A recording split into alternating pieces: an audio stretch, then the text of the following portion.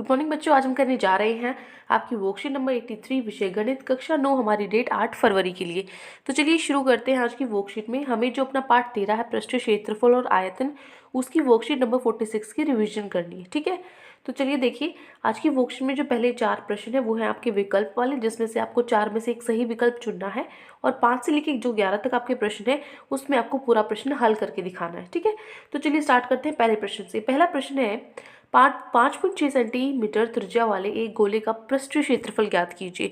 तो गोले का पृष्ठीय क्षेत्रफल क्या होता है, हमें पता है 4πr का वर्ग होता है। ठीक है, तो यहाँ पे जो r है, त्रिज्या है, वो हमें पहले से दी हुई है, तो हमने r की जगह क्या कर दी, त्रिज्या लिख दी 5.6। 5.6 है तो पॉइंट हटा के मैंने क्या नीचे लिखा, 10 लिखा, क्योंकि पॉइंट के बाद जितने डिजिट होते हैं आपकी, जितनी संख्या होती है उतने जीरो लगाने होते हैं। पॉइंट के बाद यहाँ पे एक ही संख्या है तो एक जीरो लगाया है, 2 संख्या होंगी तो 2 जीरो लगाएंगे। ठीक है, तो यहाँ से इसको हल करने के बाद हमारा उत्तर आएगा 394.24 सेंटीमीटर का वर्ग, मतलब जो ऑप्शन सी है वो हमारा बिल्कुल सही होगा। ठीक है, तो प्रश्न नंबर 1 का ऑप्शन सी।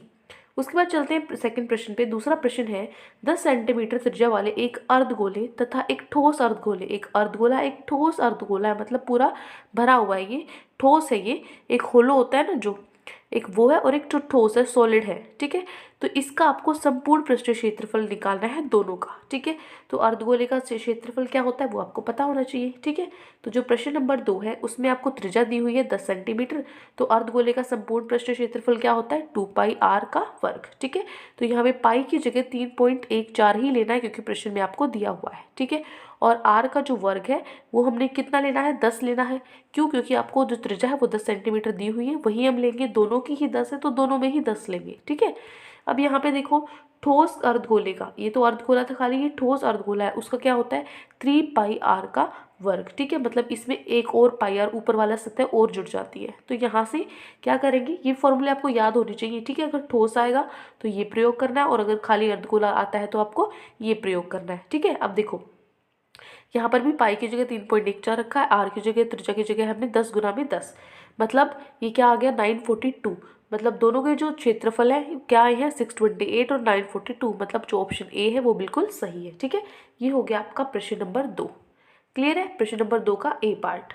अब चलते हैं नेक्स्ट क्वेश्चन पे। आपकी जो प्रश्न नंबर तीसरा है वो दिया गया है एक गोले का पृष्ठीय क्षेत्रफल कितना है, 5544 वर्ग सेंटीमीटर है, 5544 वर्ग सेंटीमीटर, उसका व्यास ज्ञात कीजिए। व्यास क्या होता है, त्रिज्या का 2 गुना। अगर मैं यहाँ से त्रिज्या निकाल लूँ तो उसके बाद आसानी से मेरा व्यास निकल जाएगा, उसका 2 गुना कर दूंगी मैं। ठीक है, तो ये देखो प्रश्न नंबर जो 3 है इसमें क्या करना है आपको, गोले का पृष्ठीय क्षेत्रफल क्या होता है, 4πr का वर्ग होता है। ठीक है, आपको इसमें से ये दे रखा है, गोले का पृष्ठीय क्षेत्रफल आपको दे रखा है। ठीक है, 5544, वो आप ऐसा कैसा रख दो, यहाँ से हम r निकालने की कोशिश करेंगे। पाई हमें पता है क्या होता है, 22/7 होता है। r हम निकालने की कोशिश करेंगे, जो 7 है नीचे है उधर जाके ऊपर आ जाएगा, 4 गुना में 22 यहाँ ऊपर है, इधर आके नीचे हो जाएगा। ठीक है, तो यहाँ से जब आप इसको काटोगे, देखो ये 11 से भी कट रहा है, ये 11 से भी कटेगा, इसी तरीके से सारे कट जाएंगे और आपको क्या आएगा 441। ठीक है, जो r का वर्ग है वो 441 आएगा, और 441 किसका वर्ग होता है, 21 का होता है। तो r है जो हमारी त्रिज्या है वो 21 सेंटीमीटर आ गई, लेकिन हमें निकालना क्या था, व्यास निकालना था, तो वो 2 गुना हो जाएगा किसकी, त्रिज्या का। तो त्रिज्या का 2 गुना, 2 गुना कर दो 21 का कितना आ जाएगा, 42 सेंटीमीटर हमारी क्या होगी, व्यास होगी। तो प्रश्न नंबर 3 का ऑप्शन बी है। ठीक है, ये हो गया आपका प्रश्न नंबर 3। ठीक है, प्रश्न नंबर 3 का क्या आंसर होगा हमारा, बी पार्ट 42 सेंटीमीटर। ठीक है, अब चलो आगे नेक्स्ट क्वेश्चन है हमारा। नेक्स्ट क्वेश्चन में देखो, अब प्रश्न 4 देखो, इसका क्या हो जाएगा, 42 है। प्रश्न 4 देखो, पृथ्वी है, पृथ्वी को आपको दिया हुआ है, पृथ्वी की जो त्रिज्या आपको दी हुई है 6370 किलोमीटर। ठीक है, त्रिज्या दी हुई है आपको, तो आपको क्या करना है, उसको गोला मानना है। गोले का जो आपको जो भी दिया हुआ है, जो अर्धगोला होता है या फिर गोला होता है, उसका पृष्ठीय क्षेत्रफल वक्र, मतलब सब कुछ वही है गोला मानकर।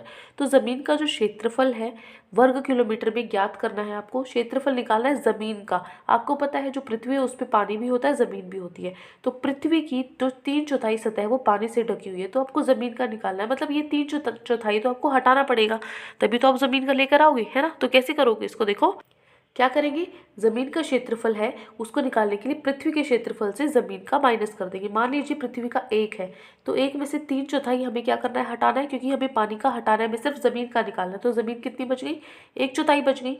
3/4 अगर हमारे पास, या अगर आप इस तरीके से नहीं निकाल सकते ना, ऐसे 1 में से माइनस करके, तो आप सीधा ऐसे कर सकते हो। देखो ऐसे समझो, 3/4 मतलब 3/4 क्या है आपका, पानी से ढका हुआ है, मतलब 4 में से 3 हिस्से पानी में ढके हुए हैं। तो 4 में से कितने हिस्से बच गए, 4 में से 3 थे ना, ये तो एक हिस्सा जो बचा है 4 में से वो किसका होगा, ज़मीन का होगा। ठीक है, इस तरीके से भी आप कर सकते हो। तो 1/4 क्या होगा, ज़मीन का हिस्सा। अब देखो, ज़मीन की जो हमारे पास पृथ्वी है उसकी त्रिज्या दी हुई है, तो ज़मीन का क्षेत्रफल निकालने के लिए क्या करेंगे, जो पृथ्वी का क्षेत्रफल है उसका 1/4, क्योंकि पृथ्वी का क्षेत्रफल है उसका 1/4 ही ज़मीन वाला हिस्सा है, बाकी हिस्सा क्या है, पानी का है। ठीक है, तो ज़मीन का क्या करेंगे, पृथ्वी का क्षेत्रफल का 1/4 कर देंगे। पृथ्वी का क्षेत्रफल क्या होगा, 4πr का वर्ग, क्योंकि उसको गोला माना है हमने, और गोले का क्षेत्रफल क्या होता है, 4πr का वर्ग। तो यहाँ से 4 से 4 कट गया, πr का वर्ग बचता है। पाई क्या होता है, 22/7, और r का वर्ग, r हमें दिया हुआ 6370, उसका वर्ग है तो उसको 2 बार लिख देंगे। जब आप इसको काटोगे या गुना करोगे तो आपका आंसर आएगा। आंसर थोड़ा बड़ा है, लेकिन फटाफट से आप इसको 0 हटा के कैंसिल मतलब वो कर सकते हो, फटाफट से निकाल सकते हो। तो आपका आंसर आएगा 127527400 किलोमीटर का वर्ग। मतलब जो आपका ऑप्शन ए है वो बिल्कुल सही होगा। ठीक है, तो ये हो गया आपका प्रश्न नंबर 4। क्लियर है। अब देखो आगे चलते हैं प्रश्न नंबर 5 पे। प्रश्न नंबर 4 का क्या है बेटा, पहला है। ठीक है, अब देखो प्रश्न नंबर 5। प्रश्न नंबर 5 में क्या करना है आपको, चंद्रमा का व्यास है पृथ्वी के व्यास के लगभग 1/4 गुना है। ठीक है, चंद्रमा का व्यास कितना दे रखा है, पृथ्वी के 1/4। तो आपको दोनों के पृष्ठीय क्षेत्रफल का अनुपात ज्ञात करना है। ठीक है, तो देखो कैसे करोगे, पृथ्वी का व्यास अब मान लीजिए x। ठीक है, अगर उसका व्यास x है तो त्रिज्या क्या होती है, व्यास का आधा, तो x/2 हो जाएगा पृथ्वी की त्रिज्या। चंद्रमा का व्यास क्या है, x/4। क्यों, क्योंकि उसने दिया हुआ है जो पृथ्वी है, पृथ्वी के व्यास की क्या है, 1/4 है। ठीक है, मतलब x है अगर पृथ्वी का व्यास, तो चंद्रमा का व्यास कितना होगा, x/4।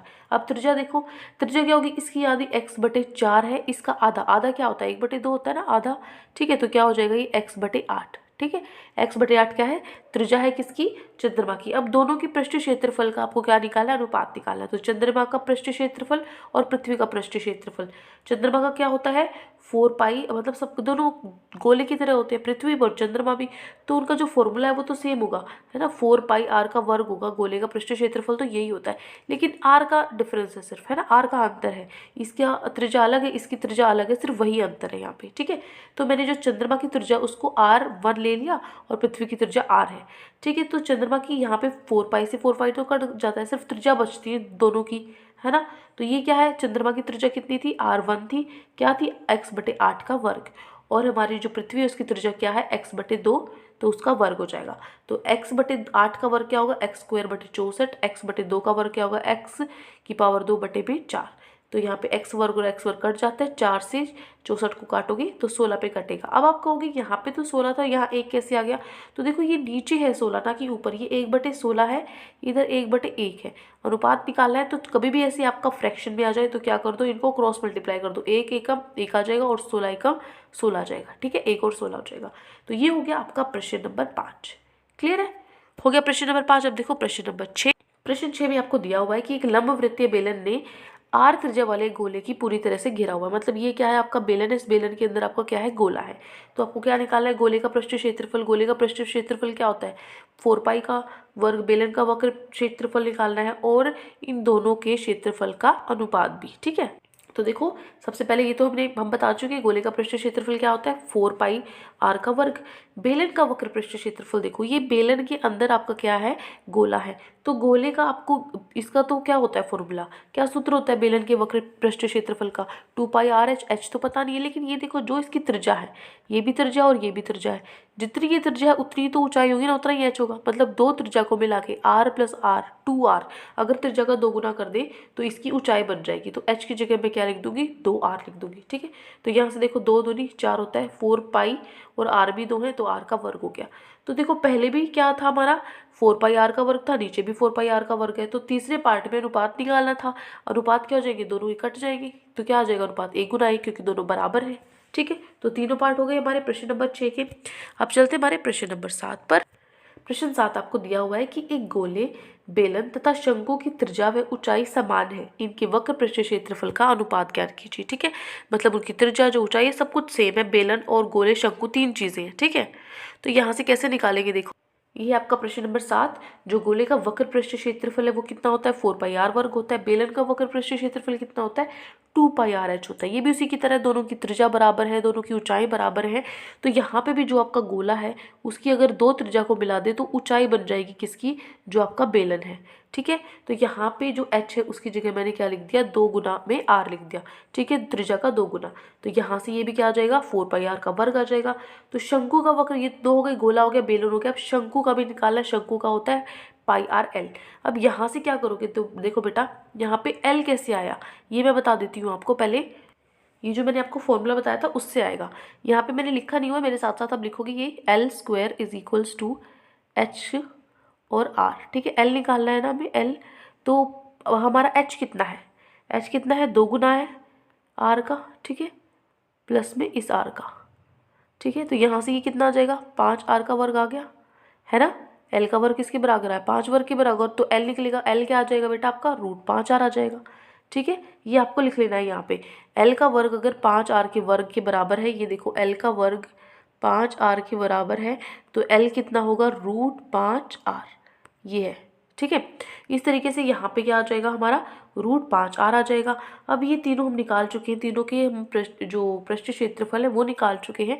अब इनका अनुपात हमें निकालना था, तो अनुपात निकालने के लिए क्या करोगे, यहाँ पे इनको लिखोगे, गोले का क्षेत्रफल हो जाएगा ये बेलन का, ये शंकु का। तो यहाँ से πr का वर्ग है, तीनों में कट जाएगा, क्या बचता है, सिर्फ 4 4 और √5, ये क्या हो जाएगा, इनका अनुपात हो जाएगा। ठीक है, ये है आपका प्रश्न नंबर 7।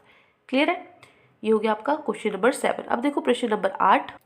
प्रश्न 8 है, आपको क्या करना है, दर्शाना है कि जो एक गोले का पृष्ठीय क्षेत्रफल है एक ऐसे लंबवृत्तीय बेलन के वक्र पृष्ठीय क्षेत्रफल के बराबर होगा जिसने गोले को पूरी तरह घेरा हुआ है। ये भी वही प्रश्न है, मतलब ये तीनों के तीनों प्रश्न, प्रश्न 6, प्रश्न 7 और प्रश्न 8 तीनों के तीनों सेम है। वही बेलन के अंदर क्या किया हुआ है, हमने गोले को लगाया हुआ है। ठीक है, उसी तरीके से ये करना है। देखो गोले का पृष्ठीय क्षेत्रफल क्या होता है, 4πr का वर्ग होता है। लंबवृत्तीय बेलन का वक्र पृष्ठीय क्षेत्रफल क्या होगा, 2πrh। उसने बोला है गोले को पूरा घेरा हुआ है, मतलब इसके अंदर ये आया हुआ है, पूरा घेरा हुआ है। तो जो गोले की त्रिज्या है, ठीक है, त्रिज्या का 2 गुना क्या हो जाएगा, जो बेलन है उसकी ऊंचाई हो जाएगी। तो h की जगह मैं क्या लिख दूंगी, यहाँ पे 2 गुना त्रिज्या का लिख दूंगी। तो क्या आ जाएगा मेरे पास, 4πr का वर्ग आएगा। यही हमें दिखाना था कि जो गोले का पृष्ठीय क्षेत्र है वो बेलन के पृष्ठीय क्षेत्रफल के बराबर है, दोनों बराबर है। देखो 4πr का वर्ग है दोनों में। ठीक है, तो ये छोटा सा आपका जो प्रश्न 8 था। ठीक है, मतलब एक ही प्रश्न को कितने तरीके से पूछा जा सकता है वो आप यहाँ से अंदाजा लगा सकते हो। ठीक है, इस तरीके से क्वेश्चन आ सकता है पेपर में। अब देखो क्वेश्चन नंबर 9 कि एक गोले के व्यास को 25% घटा दिया है। ठीक है, मान लो पहले उसका व्यास इतना था, 25% घटा दिया, इतना रह गया। ठीक है, इतना हिस्सा क्या हो गया, हटा दिया, इसका घटा दिया। तो आपको ये, तो हमने व्यास को घटाया, तो आपको बताना है कि उसका जो पृष्ठीय क्षेत्रफल है वो कितना घट जाएगा। ठीक है, प्रतिशत में। तो देखो कैसे फाइंड आउट करोगे, सबसे पहले गोले का जो वक्र पृष्ठीय क्षेत्रफल है वो क्या होता है, 4πr का वर्ग। तो यहाँ से जो 4 है मैं उसको लिख सकती हूँ 2 गुना में 2, और जो r का वर्ग है उसको लिख सकती हूँ r गुना में r लिख सकती हूँ। तो यहाँ से देखो 2 बार 2 है और 2 बार r है, मतलब जो 2 है और r है इसके ऊपर मैंने वर्ग लगा दिया है ना। वर्ग का मतलब ये 2 2 बार है ना, 2 2 बार है, यही होता है ना वर्ग का मतलब। ठीक है, और अलग से क्या हो गया, पाई आ गया, बाहर है ये। तो यहाँ पे जो 2 गुना r है, जो त्रिज्या का 2 गुना होता है वो तो क्या होता है, व्यास होता है। तो मैंने व्यास की जगह क्या लिख दिया, d लिख दिया। ठीक है, तो मतलब ये सूत्र बन गया मेरा, गोले का वक्र पृष्ठीय क्षेत्रफल ये है। अब नया व्यास जो डायमीटर वो 25% घट गई है। ठीक है, 25% घट गई है 100 में से, तो 75 बची ना, तो 75/100 आया d। ठीक है, मतलब इसको काटोगे तो 3/4 क्या आ जाता है हमारा, d आ जाता है। तो यहाँ से नया वक्र पृष्ठीय क्षेत्रफल क्या होगा, उसके अंदर नए वाला d रख दो। ये वाला आपका फॉर्मूला था ना, ये सूत्र था, इसके अंदर जो ये d है इसकी जगह ये वाला d रख दो। ठीक है, तो क्या रखेंगे यहाँ पे 3/4 d का वर्ग। तो यहाँ से क्या हो जाएगा, ये 2d²/16 इसका वर्ग जब हम करेंगे। उसके बाद हमें क्या निकालना है, घटाव, कितना घटा है पृष्ठीय क्षेत्रफल। देखो अब इतना हो चुका है, पहले इतना था, दोनों के बीच में जो अंतर है, ठीक है, बटे में जो पहले होता है, देखो जिसके साथ तुलना की जाती है पहले से ही, तो देखोगे भाई पहले से इतना घट गया, तो इसलिए हम जो पहले होता है आपका, चाहे वो बड़ा हो चाहे छोटा, उसको नीचे लिखते हैं। ठीक है, गुना में 100। यहाँ से क्या हो जाएगा, आपका जो πd का वर्ग है वो बाहर आ जाएगा, कॉमन उभयनिष्ठ है। तो यहाँ पे क्या बचा, 9/16 माइनस में 1। ठीक है, तो यहाँ से πd² का πd² यहाँ से कट गया, क्या बचता है यहाँ पे 9/16 माइनस में 1। ऊपर क्या हो जाएगा 9 माइनस 16 बटे में 16 मतलब -7 बटे में 16 गुना में 100 आपका -43.75% उत्तर आ जाएगा। इतना प्रतिशत क्या हो गया है, घट गया है। ठीक है, ये हो गया आपका प्रश्न नंबर 9। क्लियर है प्रश्न नंबर 9। अब देखो, अब आता है हमारा प्रश्न नंबर 10। प्रश्न 10 में आपको दिया हुआ है कि एक खोखले अर्धगोलाकार बर्तन का आंतरिक तथा बाहरी व्यास क्रमशः 24 सेंटीमीटर और 25 सेंटीमीटर। देखो आंतरिक और बाहरी ये क्या है, बाहर वाला है 25 और ये जो अंदर वाला हिस्सा है ये जो है कितना है 24 सेंटीमीटर का है। ठीक है, तो आपको 1 वर्ग सेंटीमीटर सतह को पेंट करने की जो कीमत है वो 5 पैसे है। 5 पैसे है, रुपए नहीं। तो 5 पैसे को रुपए में बदलोगे तो 100 से विभाजित करोगे मतलब 0.05। ठीक है, 0.05 आपका क्या आ जाएगा, ये आए हैं रुपीस, अब आए हैं पैसे आपके रुपए। तो बर्तन को पूरी तरह पेंट करने की कीमत आपको निकालनी है, तो उसका क्षेत्रफल पता होना चाहिए, है ना। तो देखो आपको दिया क्या क्या हुआ है, आंतरिक व्यास दी हुई है 24। अगर व्यास 24 है तो त्रिज्या कितनी होगी, 24 का आधा 12। जो बाहरी व्यास दी हुई है वो 25 है, 25 मतलब त्रिज्या का आधा कितना हो जाएगा 12.5 सेंटीमीटर। ठीक है, तो बर्तन पर पेंट करने का जो क्षेत्रफल है वो कितना आ जाएगा हमारा 2πr का वर्ग माइनस में 2πr वर्ग। ठीक है, तो मतलब ये वाला बाहर वाले में से अंदर वाला हम माइनस कर देंगे, तो यहाँ से जो 2π है वो बाहर उभयनिष्ठ हो जाएगा, अंदर बचता है दोनों त्रिज्याओं का जो अंतर है। अब ये तो हमारा सूत्र जो समीकरण होता है ना a² - b² किसके बराबर होता है, a + b और a - b, वही हमने यहाँ पे लिख दिया। ठीक है, आर की वैल्यू रख के, आर का मान रख के हमने क्या कर दिया यहाँ पे a + b और a - b, बस इसको हल कर दिया। ठीक है, यहाँ पे पॉइंट में उतर था तो पॉइंट हटा के नीचे 0 लगा दी, 10 लगा दिया, तो आपको जो 77 सेंटीमीटर वर्ग है वो आपका क्षेत्रफल आया। ये तो क्षेत्रफल है, आपको कीमत निकालनी है। अब 1 सेंटीमीटर के लिए 0.05 रुपये है। ये आप कैसे आप पता है ना, 5 पैसे थे तो मैंने उसको 100 से विभाजित करके रुपये में बदल दिया। 1 सेंटीमीटर 0.05 रुपये है, तो 77 कितने होंगे, 77 गुना में 0.05 मतलब 3.85 3.85 रुपये जो आपके टोटल कुल कीमत लगेगी पेंट करने की। ठीक है, ये हो गया आपका प्रश्न नंबर 10। ठीक है, अब देखो आखिरी जो प्रश्न हमारी वर्कशीट का प्रश्न नंबर 11। प्रश्न 11 है कि लकड़ी का एक खिलौना है, नीचे से तो क्या अर्धगोला है वो, और उसके ऊपर क्या एक शंकु है। ठीक है, अर्धगोला और शंकु से वो बना हुआ है। तो शंकु के आधार का व्यास 16 सेंटीमीटर है, उसकी ऊंचाई 15 सेंटीमीटर, व्यास दे रखा है, ऊंचाई दे रखी है। तो आपको बताना है कि 7/100 वर्ग सेंटीमीटर की दर से खिलौने को पेंट करने की कीमत क्या होगी। ठीक है, तो सबसे पहले सूत्र पता होना चाहिए। सूत्र किसका लगेगा, देखो पेंट करने का जो क्षेत्रफल है, ऊपर तो क्या है शंकु है तो शंकु का लगेगा πrl, और नीचे क्या है आपका अर्धगोला है तो अर्धगोले का लगेगा 2πr का वर्ग। तो यहाँ से जो πr है वो बेनिस्ट है, कॉमन है यहाँ पे, तो क्या बचता है l प्लस में इधर से क्या बचता है 2r।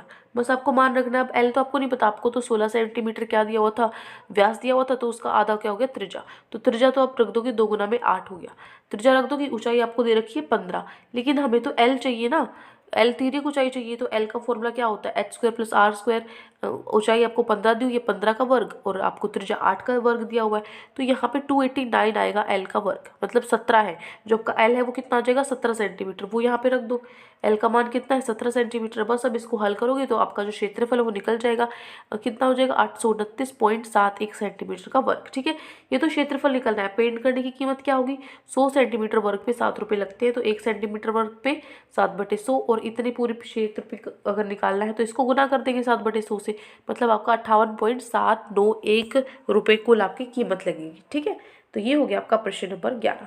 क्लियर है, तो ये 11 प्रश्न आज की वर्कशीट में आपके दिए गए थे। आई होप आपको अच्छे से समझ में आ गए हैं। वैसे आज शायद मेरी आवाज़ थोड़ी सी क्लियर नहीं है क्योंकि मुझे थोड़ा सा कोल्ड हो रखा है, थोड़ा नहीं ज़्यादा हो रखा है, तो आवाज़ बिल्कुल, गला बिल्कुल बैठ चुका है और इतना ज़ुकाम हुआ है, बिल्कुल सब ब्लॉक है, तो थोड़ा सा आपको दिक्कत हो सकती है समझने में, कोई दिक्कत ना, लेकिन कोई बात नहीं, हम इसको क्लियर कर लेंगे आपकी रिवीजन के टाइम पे। फिर भी कोई भी डाउट है तो कमेंट सेक्शन में आप मुझसे ज़रूर पूछ सकते हैं, और अगर आपको वीडियो अच्छी लगे तो चैनल को सब्सक्राइब कर सकते हैं, वीडियो को लाइक कर सकते हैं। Thank you and have a great day.